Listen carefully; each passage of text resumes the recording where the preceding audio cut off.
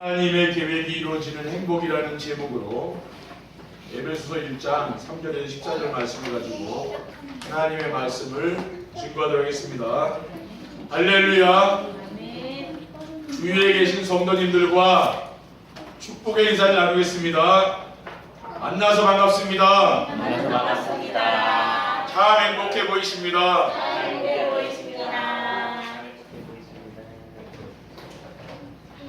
하나님은 매주일 우리에게 약속하신 행복은 불신자들은 절대 누릴 수 없고 이해할 수도 없는 것입니다. 세상을 살아가는데 걸림돌을 축복이라고 하며 행복하다는 말을 불신자들이 어떻게 이해할 수 있겠습니까? 그리고 자신이 원하는 것들이 이루어지는 것이 아니고 눈에 보이지 않는 하나님의 계획이 이루어지는 행복이라는 말을 어떻게 이해하고 누릴 수 있겠습니까?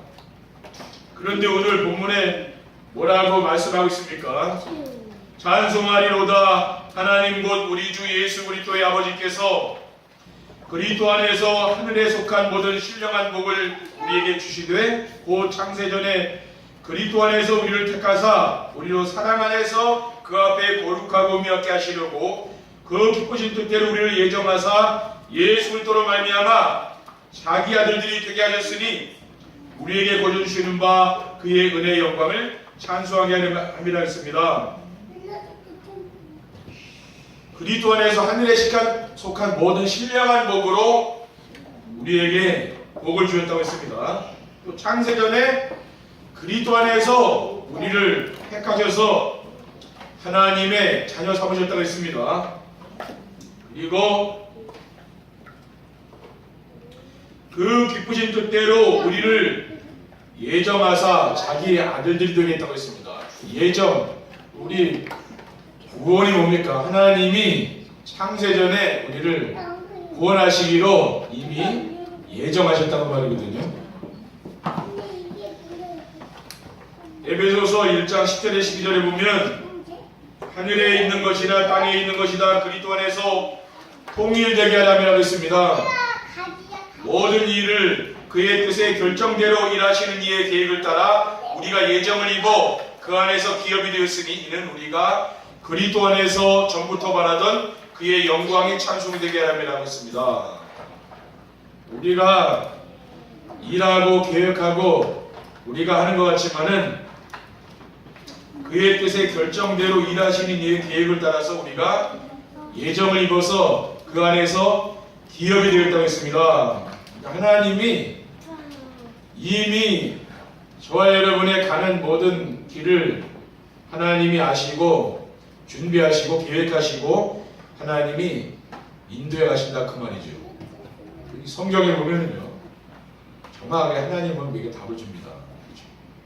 우리가 어쩌다가 만난 것 같지만은요 하나님이 이미 창세전에 우리를 계획하셔서 가정을 이루게 하시고 또 자녀를 하나님 우리에게 주시고 또 우리의 산업 모든 기업 이거 하나님이 인도하신다고 말 아닙니까?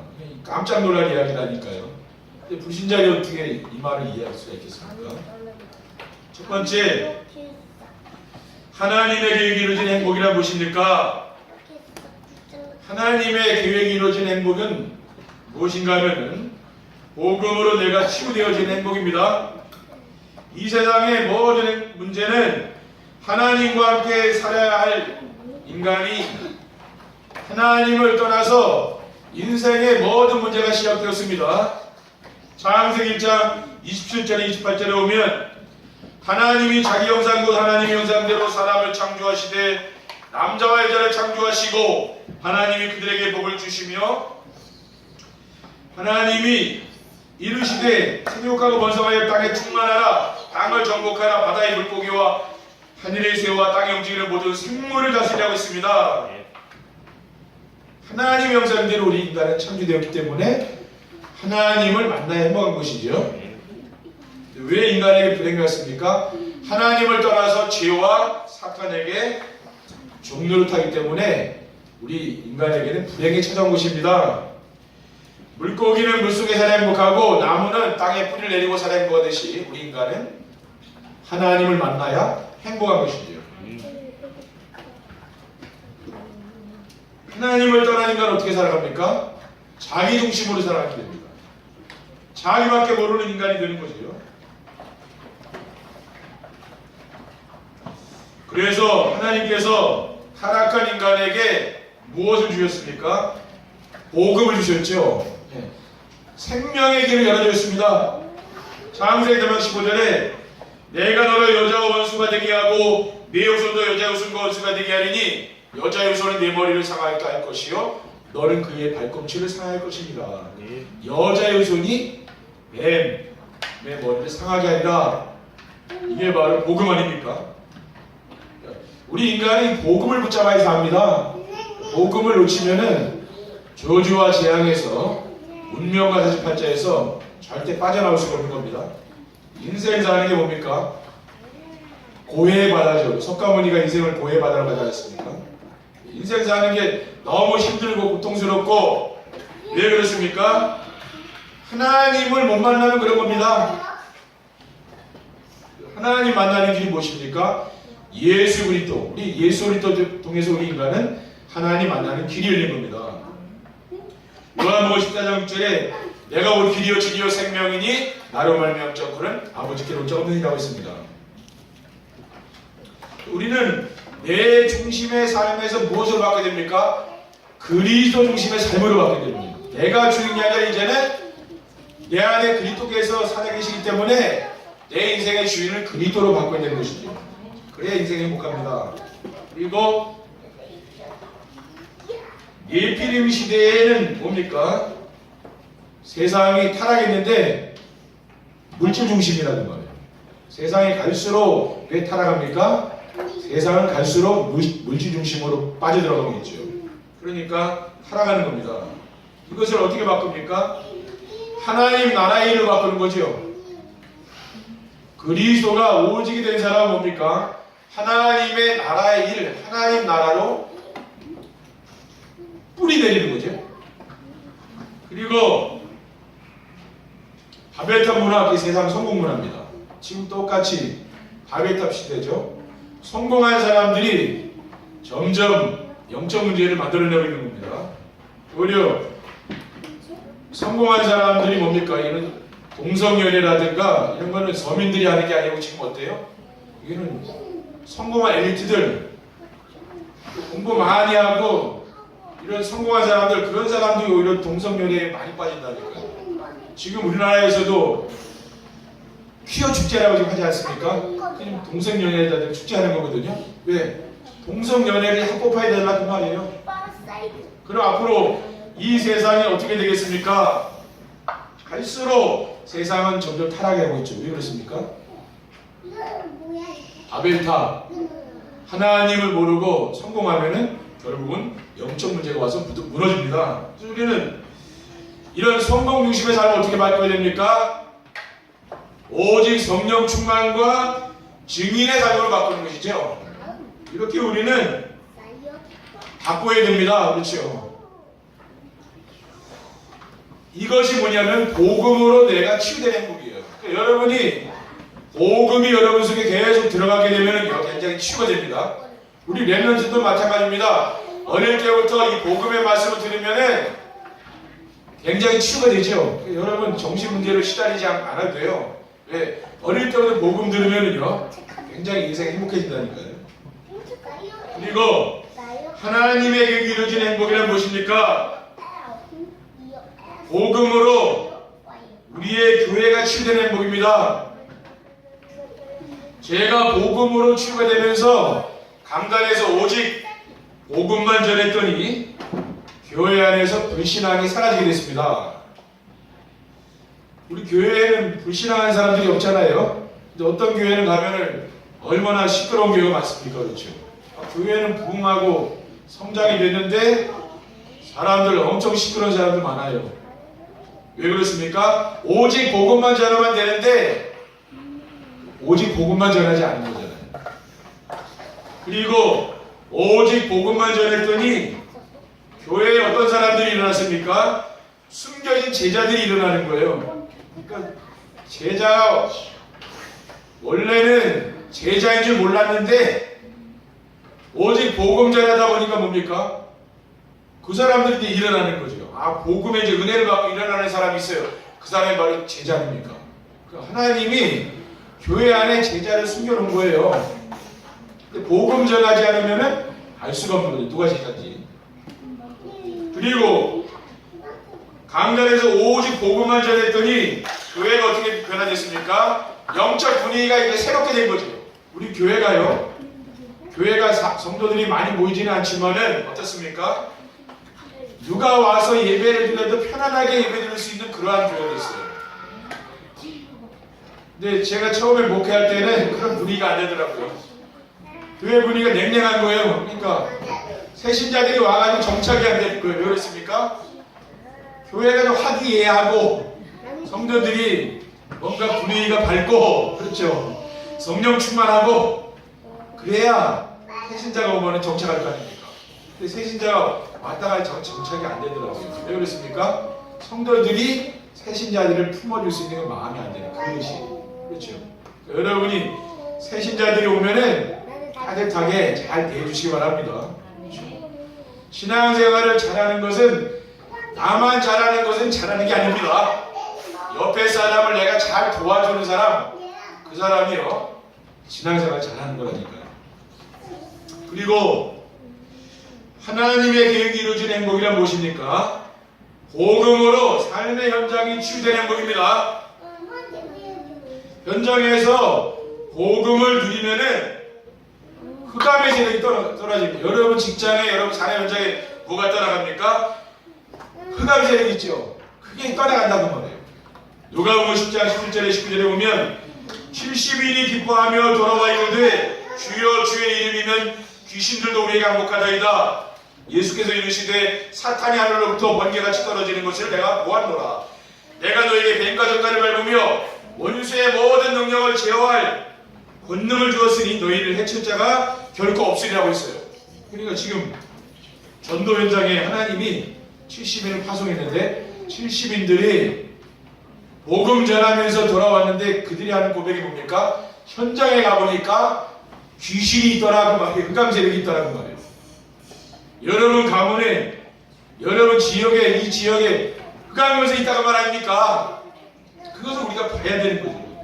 그러니까 복음이 들어가면은 이 현장이 치유되는 겁니다. 왜 일이 안 됩니까? 이 흑암 세력이 공격하는 거 아닙니까? 그렇죠. 현장에서 복음을 누리면은 어떤 일이 일어납니까? 하나님의 나라가 임하는 거예요. 마태복음 12장 18절에 그러나 내가 하나님의 성령을 힘입어 귀신을 쫓아내는 것이면 하나님의 나라가 이미 너에게 임하였느니라. 그러니까 귀신을 쫓아낸다고 예수님 그랬거든요. 분명히 우리의 현장에는 이 흑암 세력이 있다고 말합니까? 근데 하나님의 나라가, 여러분이 복음 누리고 있으면은 여러분 현장에요 하나님의 나라가 임하는 겁니다. 그러니까 주님이 주시는 그 평안함이 있는 거죠. 또 현장에서 복음 누리면 어떤 일이 일어납니까? 생명운동이 일어나는 거예요.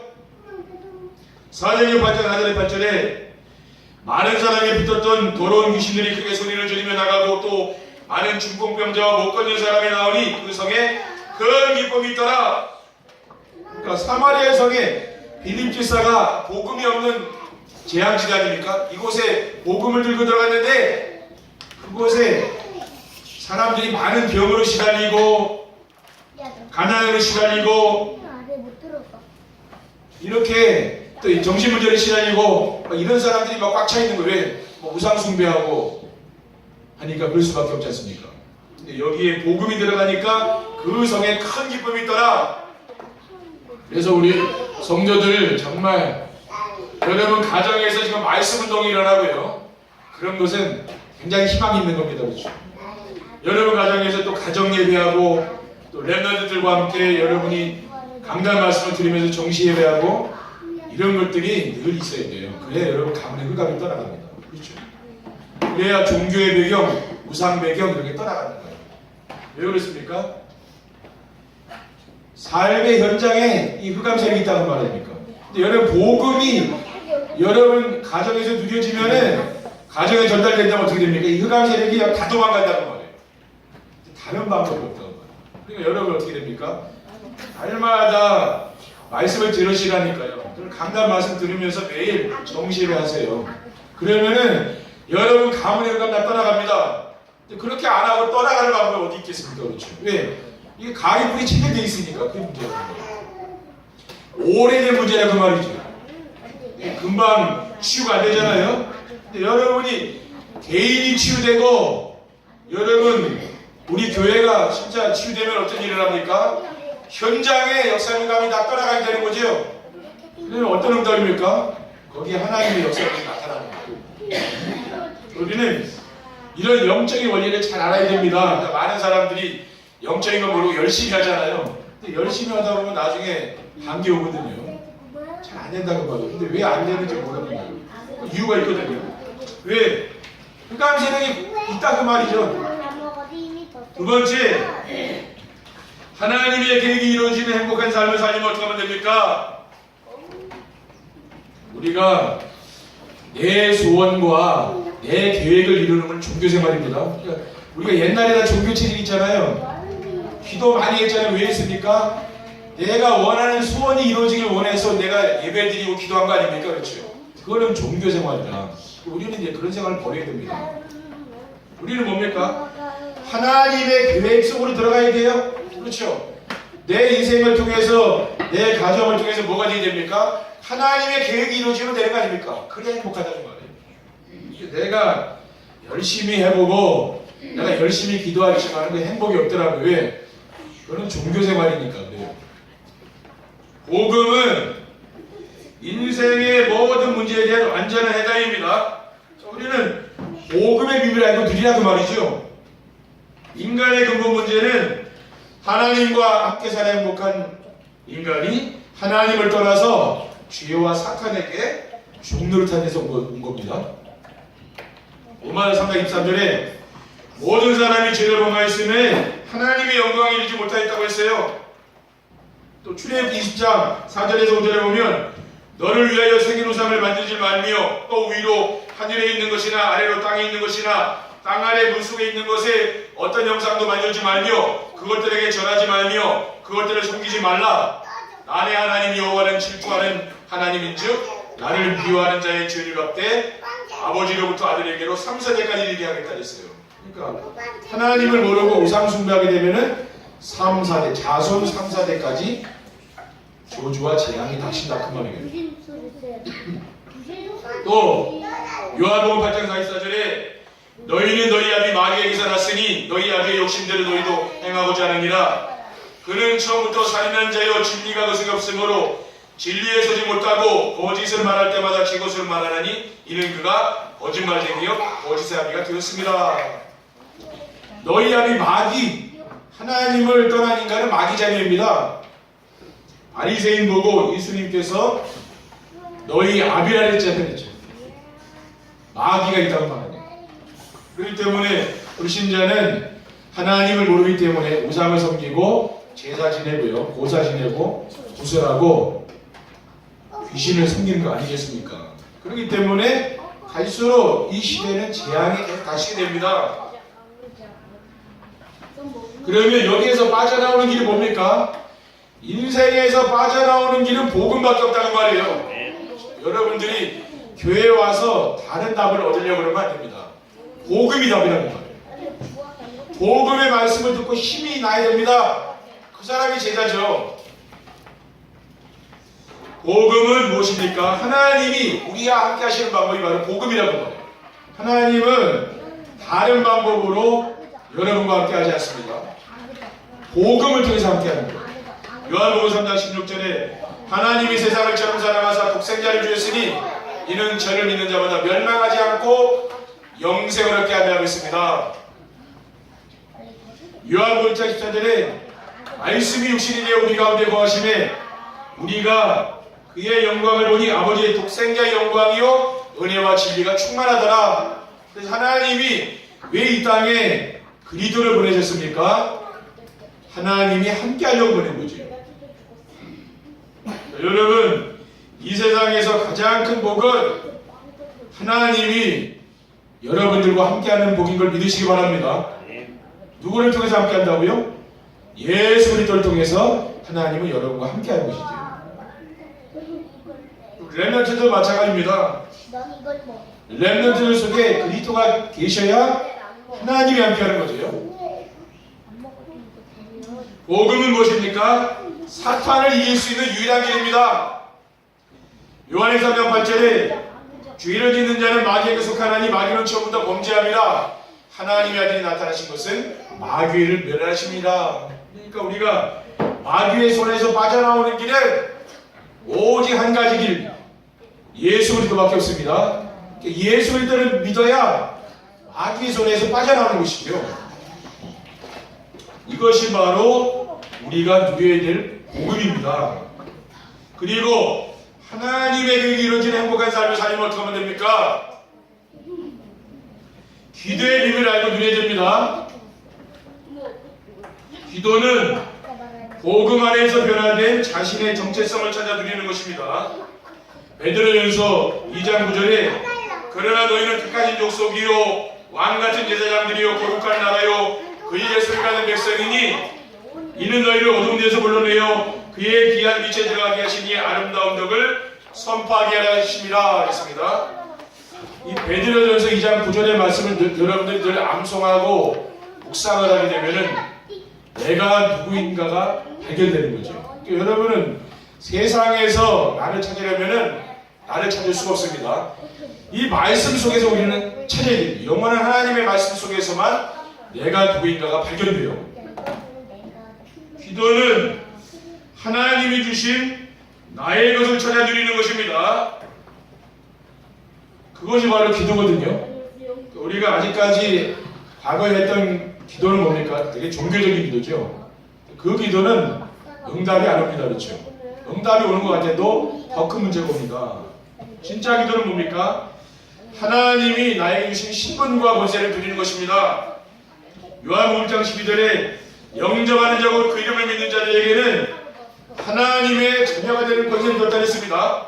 우리는 마귀가 자녀가 아니고 마귀의 자녀가 아니고 하나님 자녀죠. 그리고 요한복음 14장 16절에 보면 내가 아버지께 구하겠으니 그가 또 다른 무회사를 너에게 주사 영원토록 너희와 함께 있게 하리라고 했습니다.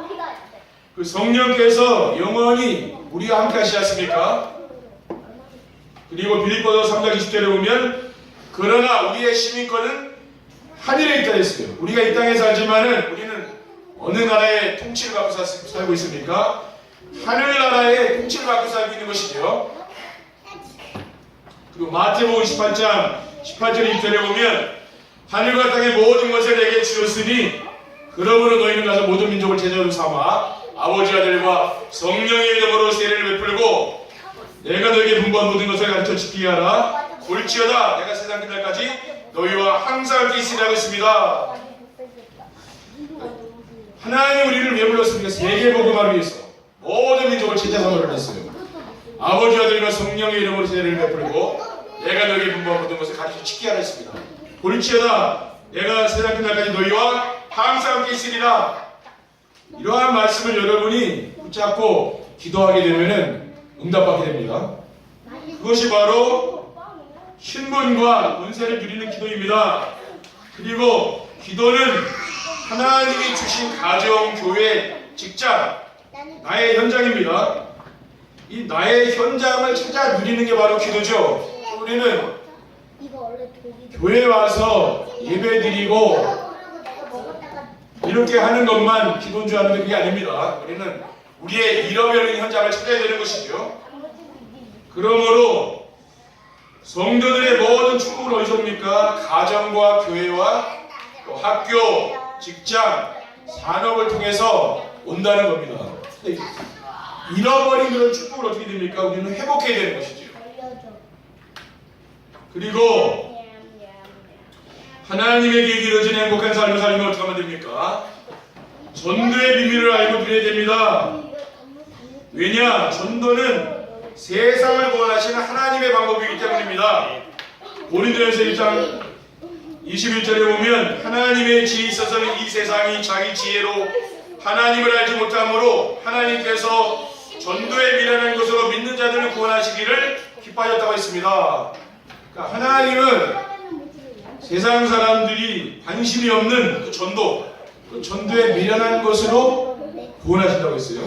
그리고 전도는 구원받은 성도와 함께 하시는 하나님의 일입니다. 마가복음 3장 13절에 15절에 보면 또 산에 오르사 자기가 원하는 자들을 부르시니 나온지라 이에 열두를 세우셨으니 이는 자기와 함께 있게 하시고 또 보내사 전도도 하며 주신을 내쫓는 본능도 가지게 하심이니라 하겠습니다. 하나님이 왜 우리를 부르셨습니까? 함께 하려고 부르셨죠. 그래서 전도도 하며 귀신을 내쫓는 권세도 주렴이라고 했습니다. 이거 전도는 무엇입니까? 전도는 예수 그리스도의 재림과 천년왕국을 기다리는 성도가 해야 될 일입니다. 데살로니가전서 4장 16절에 17절에 보면 주께서 오령과 천사장의 소리와 하나님의 나팔 소리로 친히 하늘로부터 강림하시리니 그리스도 안에서 죽은 자들이 먼저 일어나고 그 위에 우리 살아남은 자들도 그들과 함께 구름 속으로 끌어올려 공중에서 주를 영접하게 하시리니 그리하여 우리가 항상 주와 함께 있으리라. 마지막 때 이제 이 세상에 복음이 온전히 전파되면은 주님이 재림하시는데 그때 이제 주님의 호령 큰 소리로 주님께서요 부르는 거죠. 호령 그렇죠. 그리고 천사장의 소리가 들리고 나팔 소리가 하늘에서 울려 퍼진다 했습니다. 그러면은 그때 주님께서 이 땅에 재림하시는데 우리 성도들은 구름을 타고 공중에 올라가서 혼인잔치를 한다고 했습니다. 또 계시록 20장 6절에 보면 이 첫째 부활에 참여하는 자들은 복이 있고 거룩하도다. 둘째 사명이 그들을 다스리는 권세가 없고 도리어 그들이 하나님과 그리스도의 제사장이 되어 천년 동안 그리스도와 더불어 왕노릇하리라고 했습니다. 천년 왕국이 있죠. 천년 동안 그리스도와 성도들이 모여 왕노릇한다고 했어요. 우리는 이러한 말씀을 믿고 사는 것입니다. 그리고 결론입니다. 세 번째, 하나님의 계획이 이루어지는 행복한 삶을 살게 되면 어떻게 됩니까? 하나님의 계획이 이루어지는 행복한 삶을 살게 되면은 현장 살기는 영적 서밋이 됩니다. 서밋이 무엇입니까? 정상에 있는 사람이죠. 하나님 주신 복음으로 내가 치유되고 가정과 교회가 치유되면은 현장이 치유되어서 주변 사람들에게 영향을 주는 영적 서밋에 자기가 올라가게 됩니다. 그리고 하나님의 계획이 이루어지는 행복한 삶을 살게 되면 어떻게 됩니까?